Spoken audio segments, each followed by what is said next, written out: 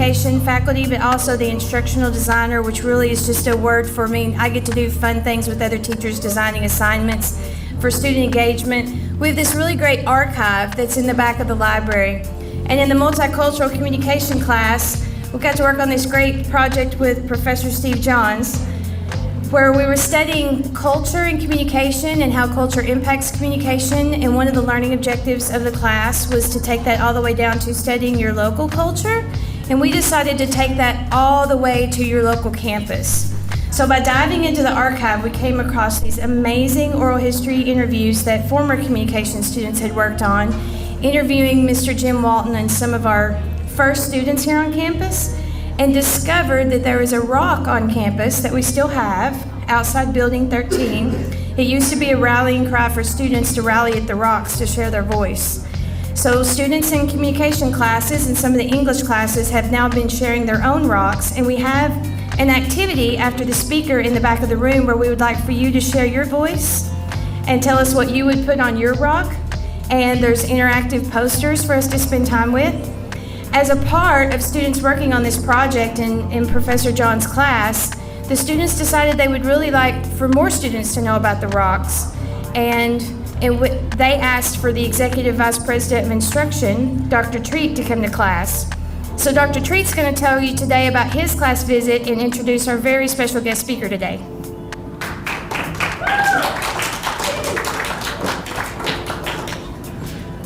I didn't actually know that I was going to tell you about the class experience, so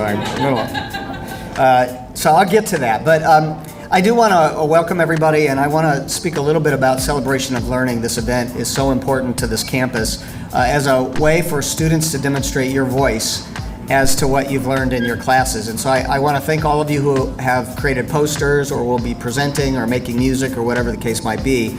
And I also want to thank the faculty who have taken great pains to do this kind of thing. It's really outstanding. We live in a very divisive time, as you all know, and there might be a tendency to get a little depressed about that. I would like to be a little more optimistic and take the opportunity, as I introduce Jim Walton, to just remind everyone that in the United States there has been a steady march towards social justice from the very beginning. At the beginning, a white male landowner could vote, and over time that has been expanded to many groups of people. First with the abolition of slavery, then with the what's called women's suffrage and the ability of women to vote. More recently, the Civil Rights Act, which provided equal access to education and a variety of other important aspects for people of color in this country. The American Disabilities Act, marriage equality, access to education for the undocumented. You see what I'm getting at.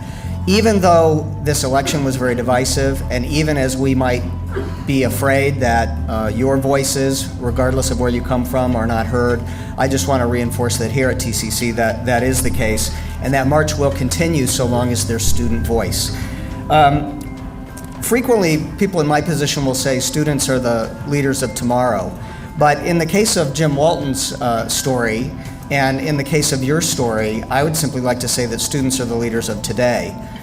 Despite those instances when we've had a division, there are opportunities for people to stand up, to be champions, to be allies, and to be advocates. And the story that we will tell, or we will hear about the Rock, is really that story. It's a story of a student's voice in the creation of a student group and a very simple rock, which actually is very profound. So I want to say just a little bit about that. In 1969, things in the United States were pretty divisive. I was not really remembering that. I was quite small at the time, but I did run track and cross country, and I do remember that there were two 400-meter runners at the Olympics in '68 who gave a black-gloved fist in celebration of the African American movement in the United States, and that was very divisive. Their medals were stripped. They were shamed. I think their status in society today is very different than it was at that time. But I'd like you to just imagine that at that time we had protests, we had a number of divisive things happening. And it was in that time that a student named Jim Walton stepped onto this campus with others and created an organization called the Obie Society. Now, am I pronouncing that correctly, sir? Obie? Obie. I wanted to make sure I had that pronounced correctly. So there were 11 demands that were provided to the president, and they are really, you'll be just shocked at these things and how incredibly progressive they are. They wanted the ability to have a student group. They wanted the ability to increase employment opportunities for people of color on campus. They wanted to have more students of color on campus. They wanted to have a curriculum that accepted that your experiences might be different depending on where you're coming from. And the opportunity for students to use service learning in the service of the community of Tacoma. They wanted black authors represented in the library. They wanted to ensure that individuals who might be qualified for positions of employment at TCC were recognized based on a broad set of qualifications, not just you don't have this degree so you don't have a chance. They wanted assistance for black-owned businesses, an opportunity for career services for the disadvantaged. They wanted financial aid. They wanted an opportunity for TCC to enforce that as employees we would be accepting of students of all backgrounds. And finally, they wanted what we would call today community policing, which is to say that public safety would not be running around with guns and mace, but would actually be interacting with students on a daily basis in a friendly way and supporting a kind of safety and security on this campus that is friendly and accepting. Now, as you ponder those 11 items, I would just like you to, I hope you're thinking, wow, those are all things we kind of take for granted today, but not in 1969. In 1969, the Rock was painted white and then black, and then white and then black. I suspect that we'll hear a little bit about what that meant and what it was like to be an African American student on this campus at a time when, frankly, the student body was not very diverse at all. So we've come a long way. The 11 demands that the Obie Society requested have largely been fulfilled for students of color at the TCC campus, and we have more work to do. But I just want to acknowledge in my introduction to Jim Walton that as a student leader at that time, he took an initiative along with his colleagues, and this campus is better for it, and I want to say thank you. Now, in introduction to Jim Walton, for those of you who don't know, he has gone on from being a TCC student to being the assistant city manager, deputy city manager, and finally city manager of the city of Tacoma. He received the City of Tacoma's Community Service Award. He went on to be interim director of Pierce Transit. He's been involved in a variety of organizations in Tacoma, which says something about the degree of influence that he's had not only here at TCC, but across Tacoma and Pierce County. So would you please give a hand for Jim Walton.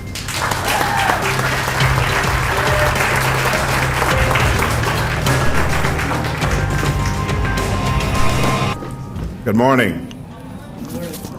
I'm so pleased to be here, and I appreciate that brief introduction.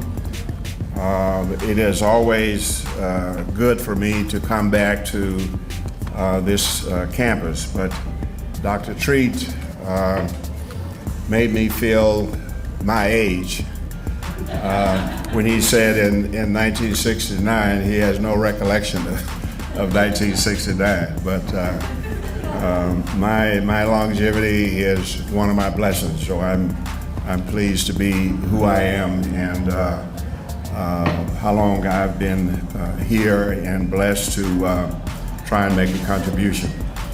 Now thank you. I'm pleased, I don't know who selected this picture, but this is my favorite picture of me here. I can hardly relate to that picture myself, but it captures kind of the essence of what was really going on. But this morning, like many of you, I woke up to some really sad news because one of our police officers for the city of Tacoma was killed in the line of duty. And As a student here on campus, I had a number of encounters with police here on campus, as well as police security. And then certainly when in my career with the city of Tacoma, I was responsible for the police department. And so I have developed a great appreciation for the service that's provided by first responders and the kind of work that they do.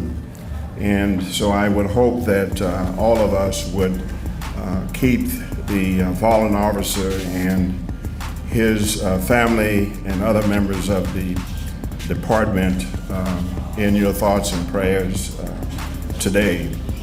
And find a reason when you encounter a police officer, just to let them know that you appreciate the work that they do. It means quite a bit. This is a really special day for me, not only because you thought enough of my involvement here on campus to invite me to participate in these festivities, but also it was on this day in 1955 in Birmingham, Alabama, when the seamstress, Rosa Parks, refused to give up her seat on a bus to a white male, and she was arrested for that. And as a result of that small incident, it gave rise and momentum to the civil rights movement, which I and many others, you included, have benefited from that. So this is really a very, very special day, and I appreciate the invite on this particular day. Now, I want to talk about maybe a couple of things, but the most importantly, I would appreciate having as much time as possible to have a dialogue with you and respond to questions that you might have of me about what might have gone on in the past or what is going on currently, or anything of that nature. And then I want to offer my services and support to the rock project, to the painting of the rock and the smaller rock and et cetera, any way that I can. But when I came to school, well, first let me say that I'm from Texas originally. Hold your applause. Do we have any Cowboy fans in the audience? Not one? Okay, all right, but anyway, I'm from Texas, and I went to school through high school in a segregated school system. We had black schools and we had white schools. If Dr. Treat can't remember 1969, I know none of you in this audience can remember or hard to accept the fact that that used to be the reality in many parts of this country. And so everything that was made available to us education-wise was hand-me-downs from the white schools. The books we received were used with pages missing and love letters script in them, whatever it might be. That's when we received the books. Furniture, everything else was always hand-me-down, except for those things that we would purchase on our own. Decisions were made for us, and we had to carry that out.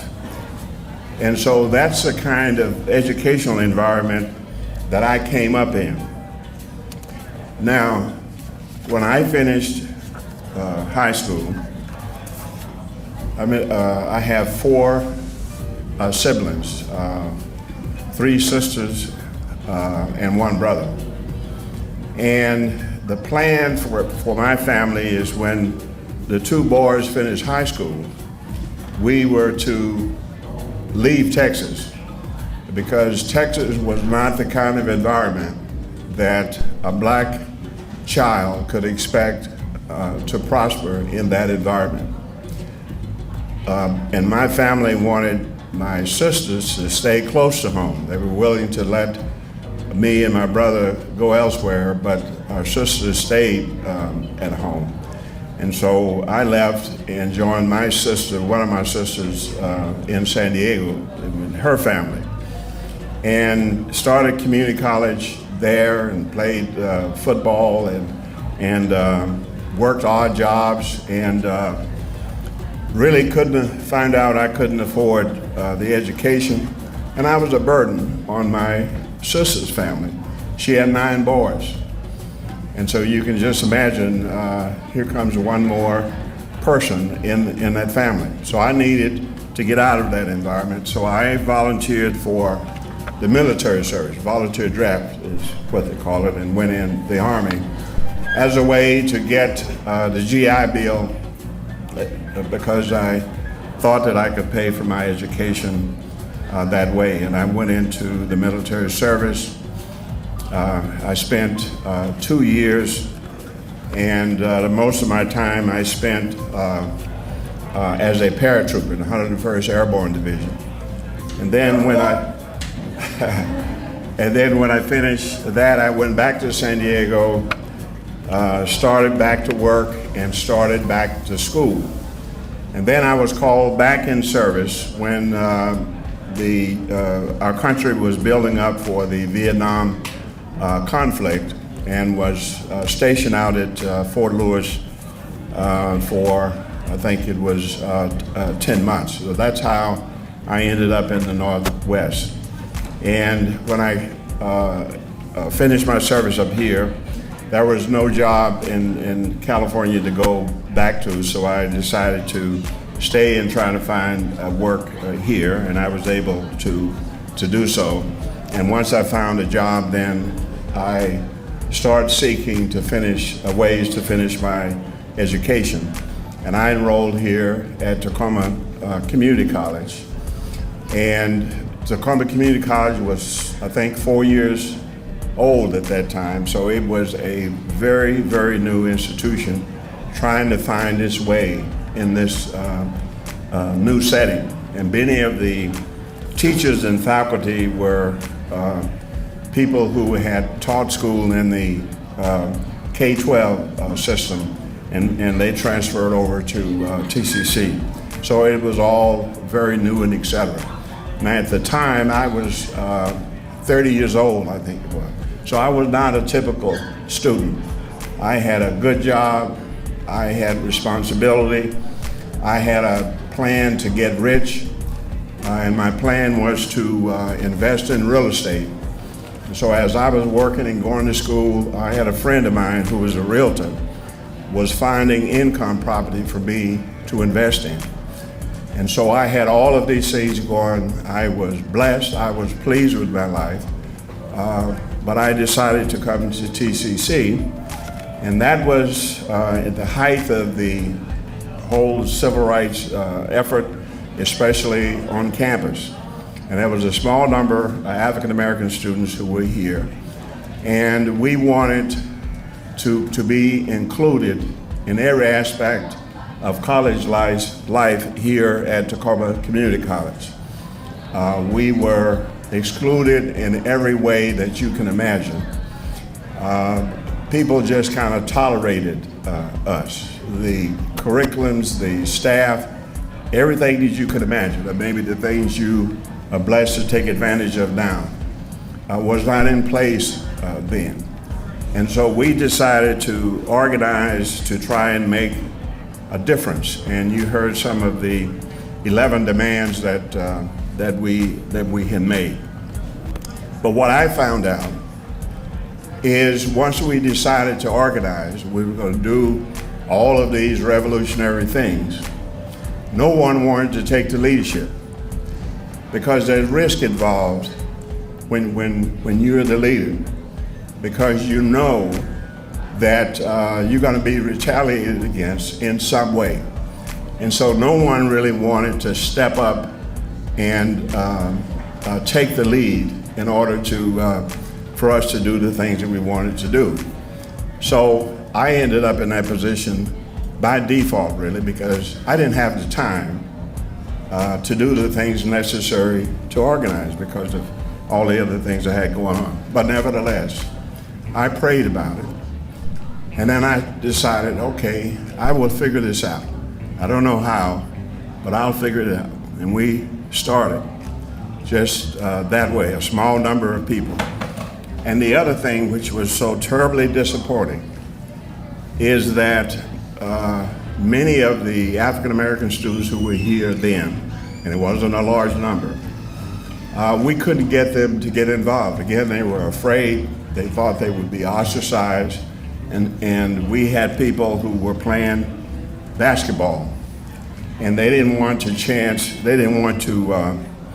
risk the chance that they wouldn't have a chance to get a scholarship to UCLA or some other school. So they wouldn't participate. It was a lonely experience trying to organize from scratch a group and bring forth some kind of a platform that would change the campus life here at TCC. And so that's how we started. Now the rock was a symbol that we had arrived and we were here to stay. We were solid in our commitment, as solid as the rock. And so that became a rallying point for us, and so we painted the rock black to symbolize that. And then on a number of occasions when we would come back to campus, we'd find that the rock had been painted white by the white students, and we would paint the rock black again.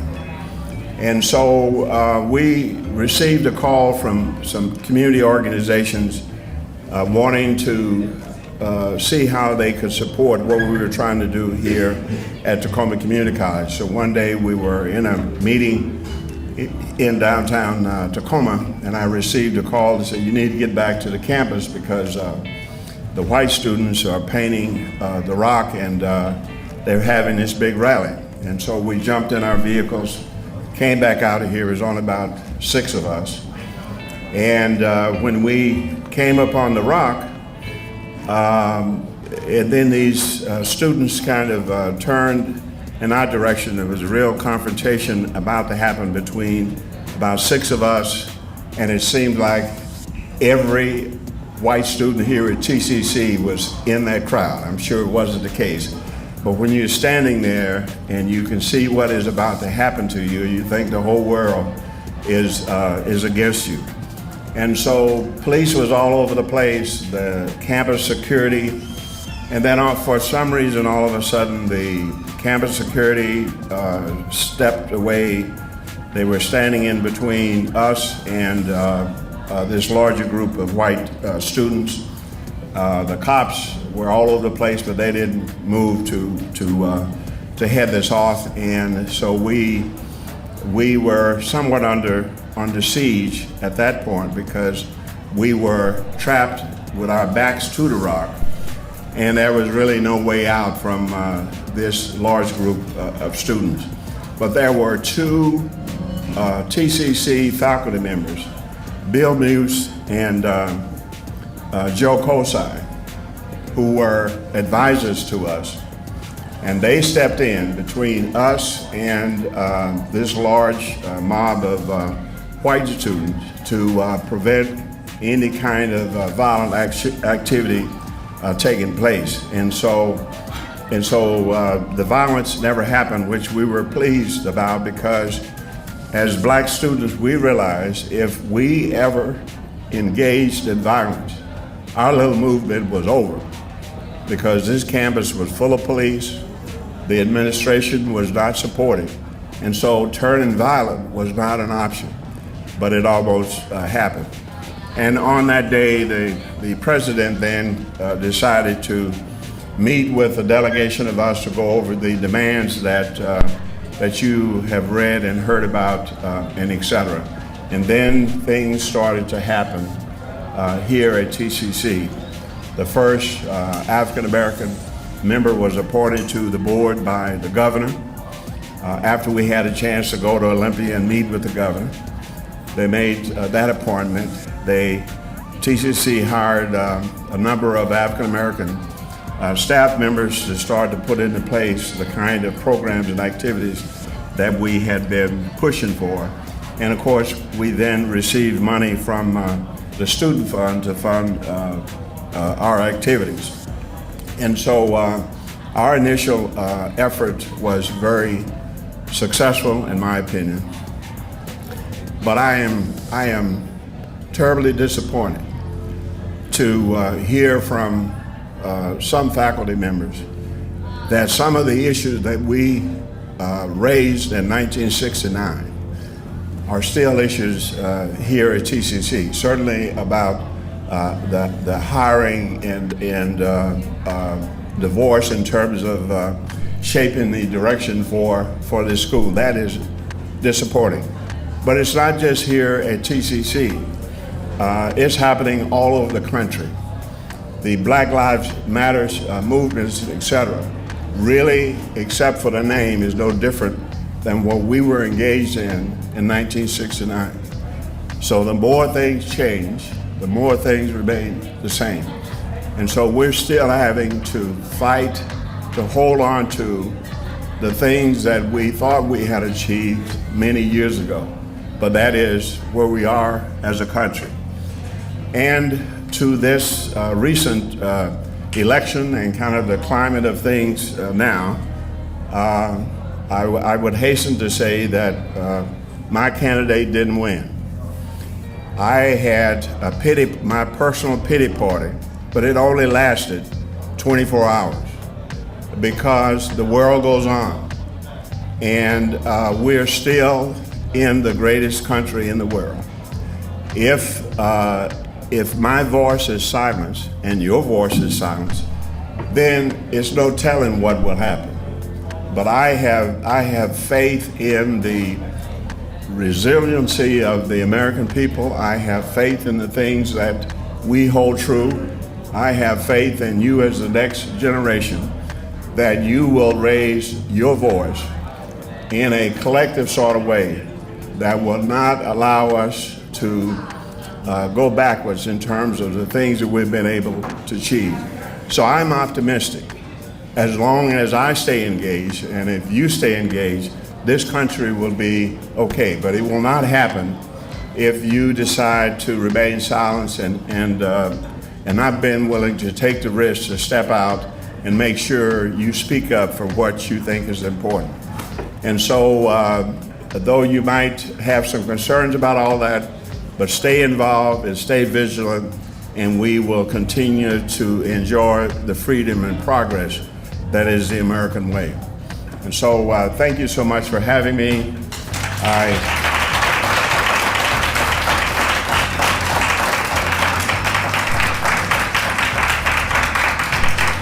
I hope you might have some questions for me that is more directly to what's on your mind at this point in time that I might respond to.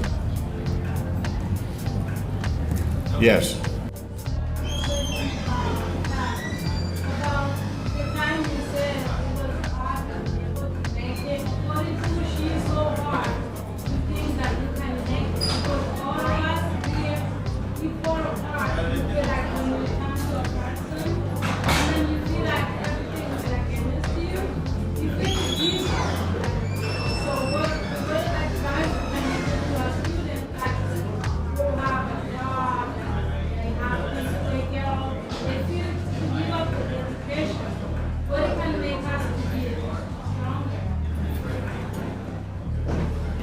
Well, my first response to that is be true to yourself. Know what you stand for and what your goals and et cetera. It's not going to be easy. If anything worthwhile is not easy. So challenges will only make you stronger. Those challenges are not designed to defeat you, but to challenge you to grow in ways that you haven't even imagined that you have strength. Have faith in yourself, and I don't know what your religious frame might be, but I'm a believer in the Word, and I have strong faith, and my faith has always been a weapon that cannot be taken away, can't be muzzled, and etc.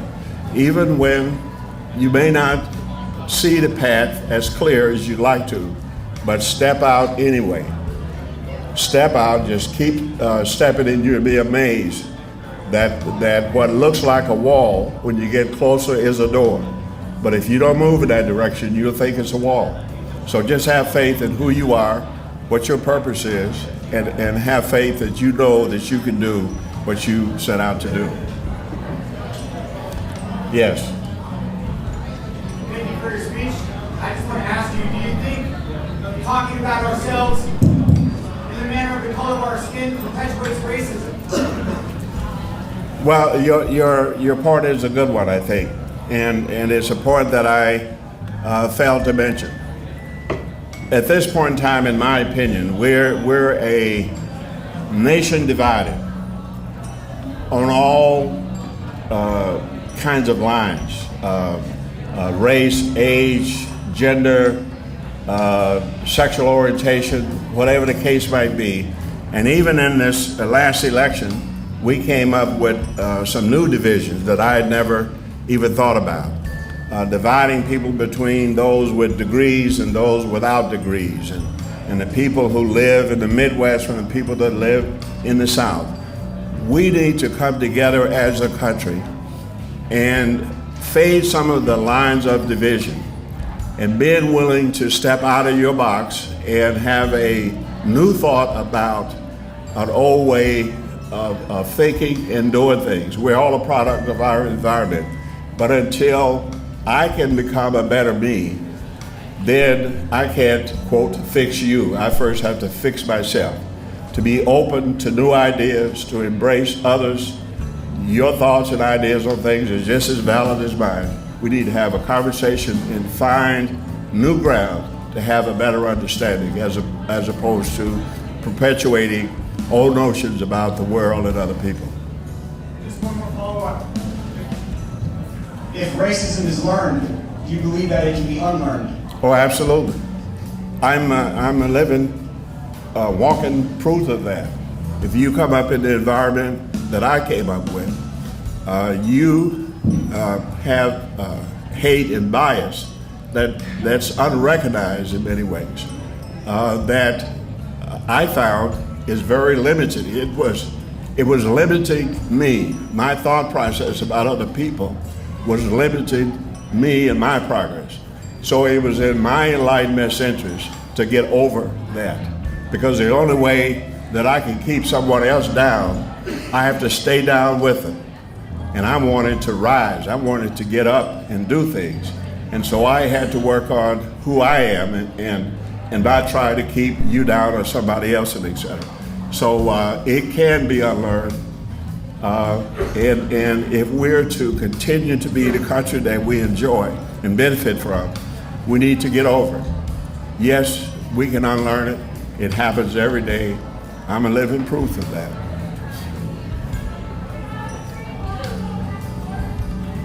Yes, we're going to keep the dialogue going. Yes.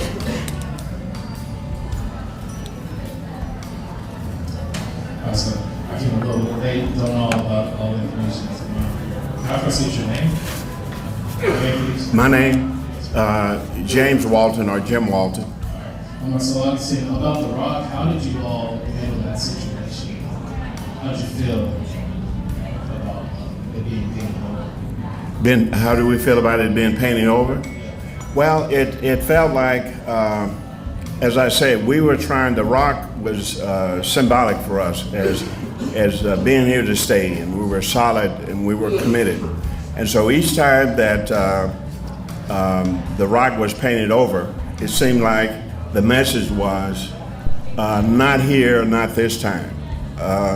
You are not a part of this campus, and you need to accept your lot and stop making demands and doing all of that. So it symbolized to us that that kind of resistance, that we really were not here to stay.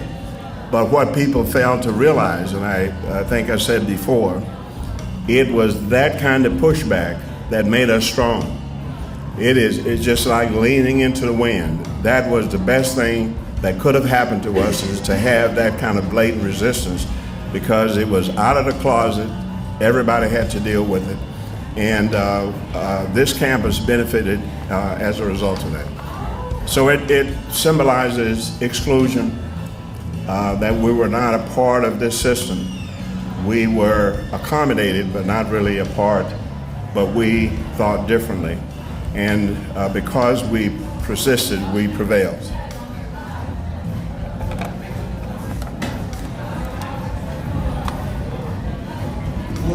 Good morning.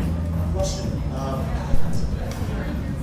Was it ever anticipated or thought that maybe the rock would be banned by? I can't hear you. If you Could the rock have ever been made not to show immigration? For instance, I mean, it's shared, it's together. I mean, was that ever done? Was it I would think if we were engaging in bringing about change today, that probably would have been the case. But the fact of the painting it black and painting it white and East Group being opposed to us it captured what was going on in 1969. Once we started to have the breakthroughs, et cetera, then you started to see the fading of those hard lines as we moved to a new place and we all started to share the benefits of this educational system. So it was a learning process. It's just like walking. When you start walking, you fall all the time. You don't stop getting up. So that was a growth opportunity for us and everybody else on campus. And that, in fact, did happen. But at a point in time, that friction, that difference gave spark to something much greater, and then we're still benefited from it as a community and as a college.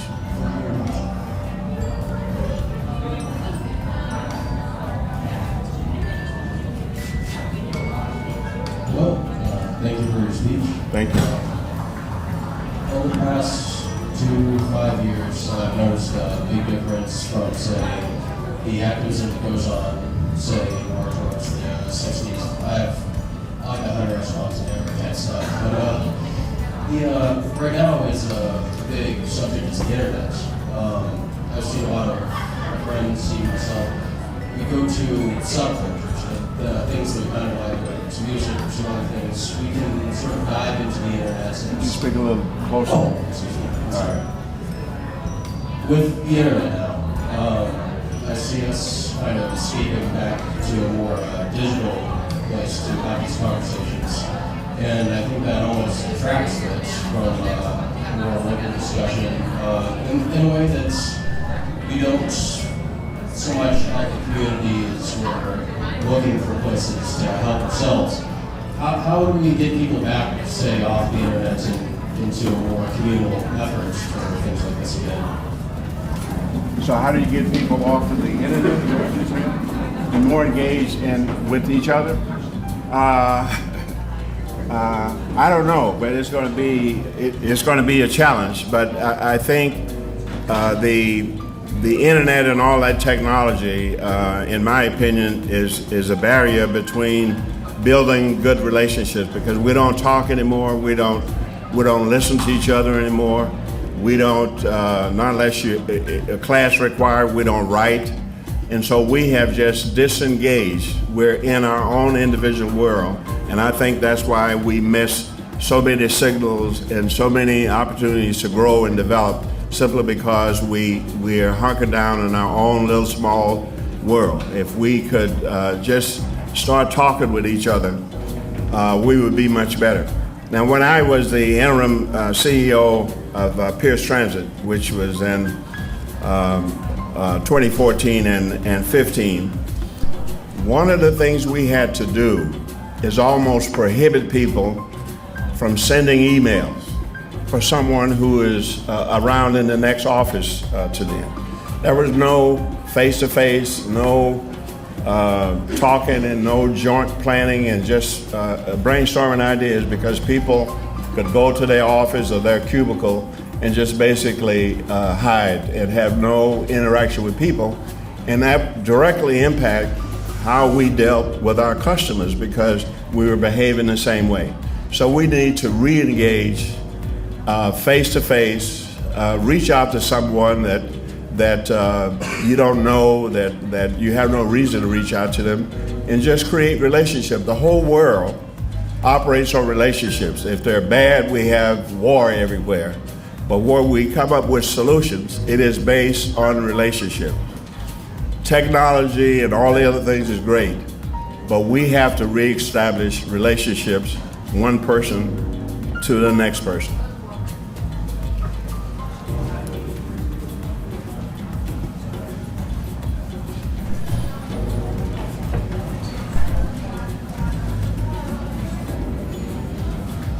So, in addressing what he asked, I've been trying to do that same thing. I'm starting to reach out to talk, not just email, and reach out to one person a day. And what I found myself battling is a lot of apathy.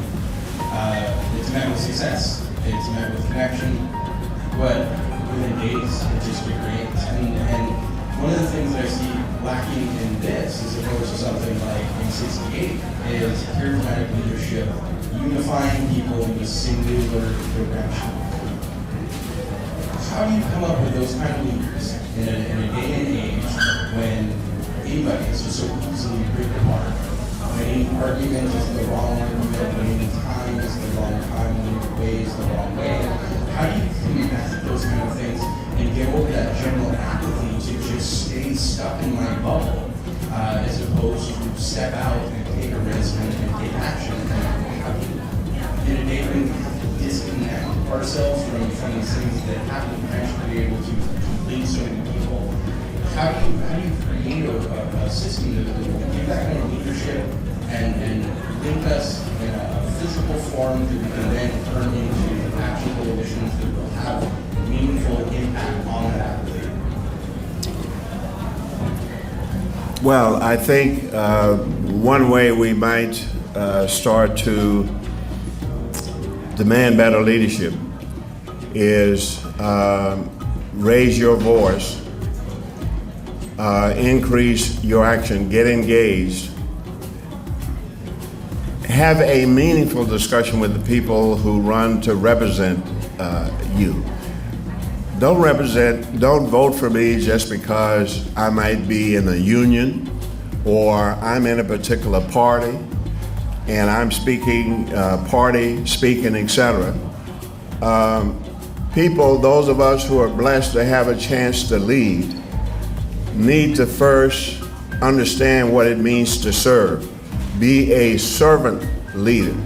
And if you find someone who haven't mastered the art of serving, I can guarantee you they will not master the art of leading, because they have a tendency not to listen, but to preach to sell their part to, as opposed to listening to understand where you're coming from, as opposed to listening to respond on my talking points. So we have to have higher expectation of those who stand before us, provide the leadership.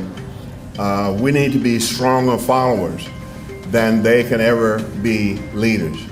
So really, we get what we vote for or what we support. If we don't like the leadership, we need to change it. But change is tough. You have to be engaged. There is no remote button. You just can't push a button and have that happen. You have to get up and change the channel yourself. And so it starts with you and I, is having a greater expectation of those who are blessed to lead.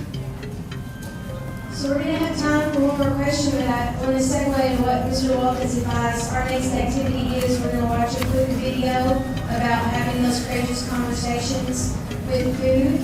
And Dr. Treat and Dean Kim Ward's office have provided free food for us today. So we want you to stay and keep dialoguing as we share a meal together. Yes. Yes, there is food, but there's not a whole lot. So we have to evolve. So you know what? Let's all think of one another as we're growing some food. Make sure that it lasts and that everybody gets some. Does that make sense? No double dipping, Paul. Hello again. So I'm currently the vice president for BSU here. Oh, good. Are some tips that can be for us to improve our community and also our campus. I'm sorry, you say, do I have any thoughts about what? What we can do to improve the community and our campus. Oh, okay. Well, one of the things you can do is, and I know it takes time and it's an effort, but to get engaged with some community-based organizations that is working on issues that you hold dear.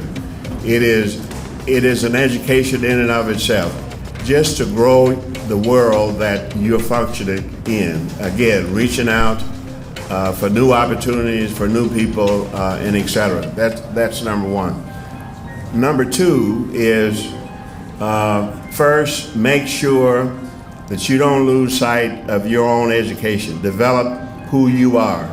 Keep that in front of you as you look for other ways to interact with people, because you're here to get an education, to better yourself, and that's an investment in the future. And to the extent that you have a good education, you can be much more of a contributor to the larger society. Thirdly, I would encourage you to travel outside of the circles where you're comfortable. Find some uncomfortable situations for you to get engaged in. It's a great growth opportunity. It's so easy to find what's comfortable.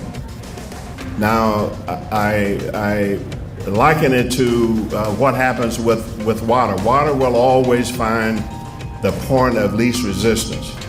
Resist that. Don't go for the easy. Go for what is difficult and what really challenges you. Reach outside of your small world, because for many of us, our worlds are just too small. We have children coming up in the city of Tacoma, if you can believe it, has never been to Seattle, never been to the Science Museum and all of those places. The worlds are too small. So grow your world and find some uncomfortable starts to go in a new direction. So self-development, grow your world, put community commitment on your agenda. We want to say a huge thanks to Mr. Walton for not just coming today. Thank you for having me.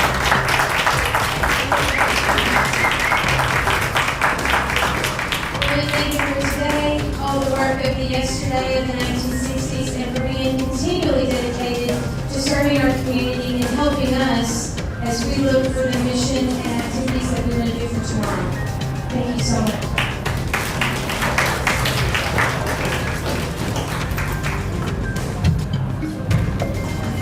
So just a brief video that we would like for you to engage with, and then enjoy a meal together or a snack.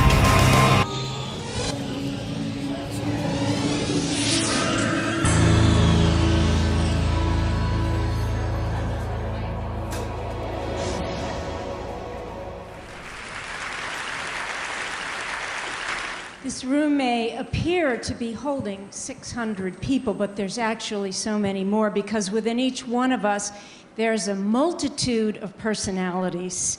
I have two primary personalities that have been in conflict and conversation within me since I was a little girl. I call them the mystic and the warrior. I was born into a family of politically active, intellectual atheists. There was this equation in my family that went something like this: if you are intelligent, you therefore are not spiritual. I was the freak of the family. I was this weird little kid who wanted to have deep talks about the worlds that might exist beyond the ones that we perceive with our senses. I wanted to know if what we human beings see and hear and think is a full and accurate picture of reality. So, looking for answers, I went to Catholic Mass. I tagged along with my neighbors. I read Sartre and Socrates, and then a wonderful thing happened when I was in high school. Gurus from the East started washing up on the shores of America. And I said to myself, I want to get me one of them. And ever since, I've been walking the mystic path, trying to peer beyond what Albert Einstein called the optical delusion of everyday consciousness. So what did he mean by this? I'll show you. Take a breath right now of this clear air in this room. Now, see this strange underwater coral reef looking thing? It's actually a person's trachea.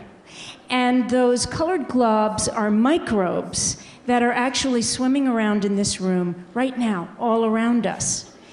If we're blind to this simple biology, imagine what we're missing at the smallest subatomic level right now and at the grandest cosmic levels. My years as a mystic have made me question almost all my assumptions. They've made me a proud I don't know it all. Now, when the mystic part of me jabbers on and on like this, the warrior rolls her eyes. She's concerned about what's happening in this world right now. She's worried. She says, excuse me, I'm pissed off and I know a few things and we better get busy about them right now.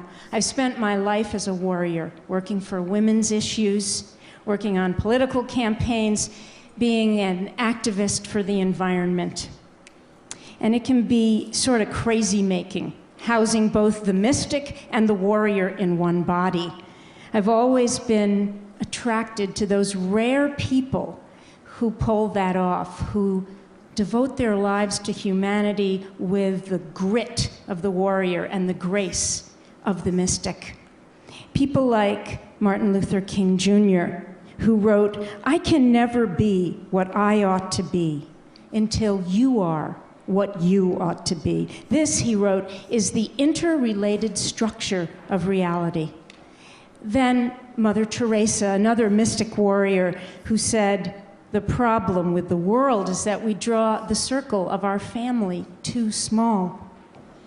And Nelson Mandela, who lives by the African concept of Ubuntu, which means I need you in order to be me, and you need me in order to be you. Now, we all love to trot out these three mystic warriors as if they were born with the saint gene, but we all actually have the same capacity that they do. And we need to do their work now. I'm deeply disturbed by the ways in which all of our cultures are demonizing the other, by the voice we're giving to the most divisive among us. Listen to these titles of some of the best-selling books from both sides of the political divide here in the US.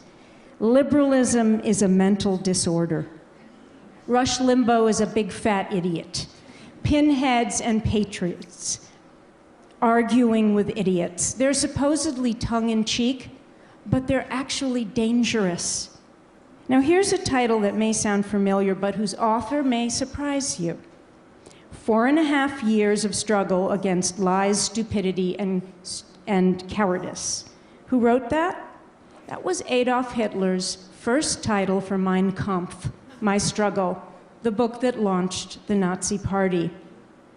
The worst eras in human history, whether in Cambodia or Germany or Rwanda, they start like this, with negative otherizing, and then they morph into violent extremism.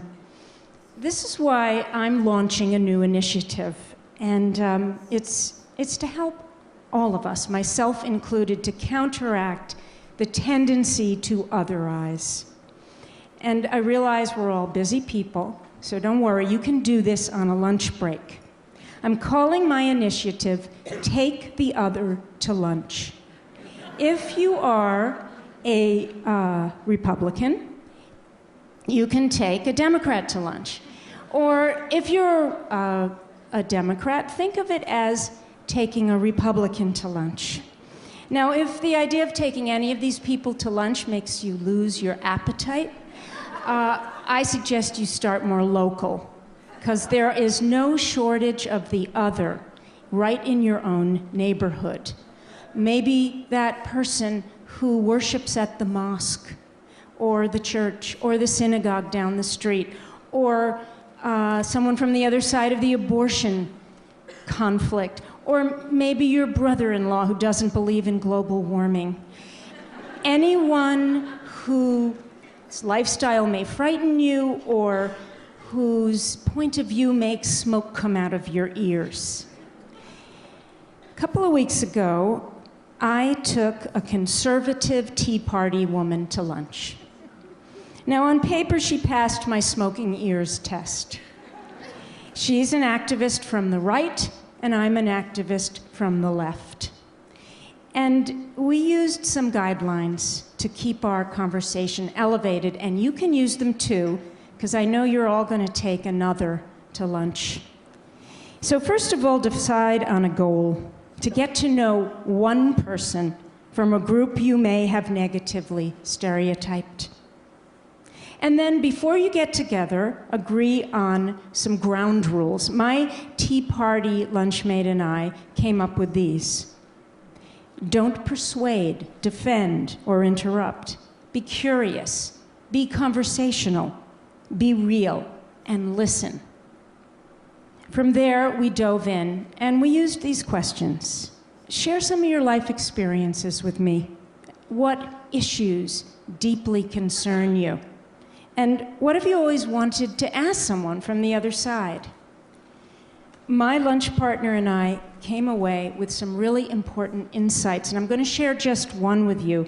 I think it has relevance to any problem between people anywhere.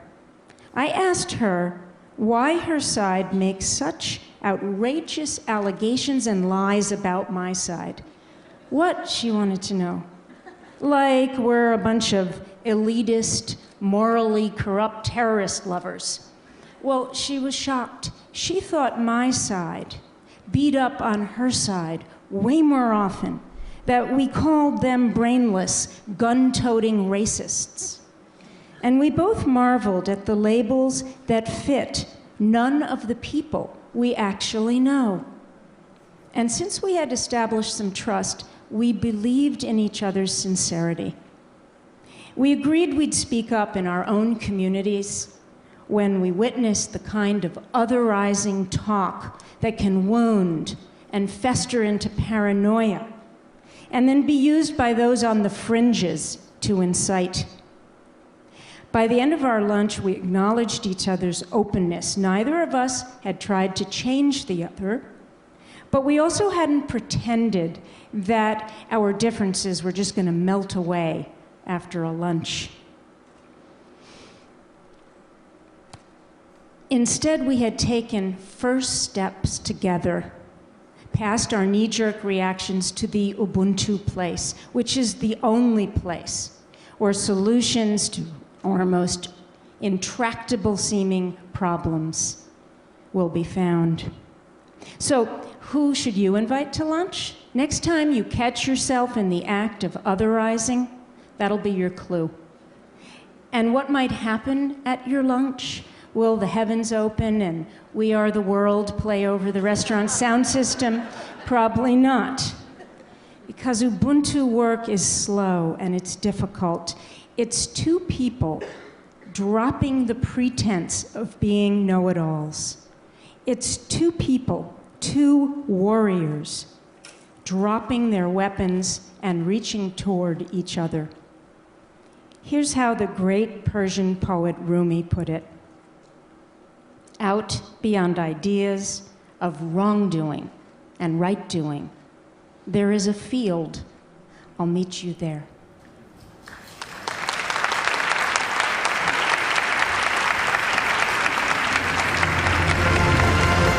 So we're going to take Elizabeth Lesser's advice and take the other to lunch, which has been provided for us today. And remember, this is a listening exercise. We are going to ask questions of each other and get to know each other. This isn't about persuading, it's about getting to know each other. So please enjoy some food and some conversation. Visit the booths where we have activities, and we have more events after lunch. Thank you.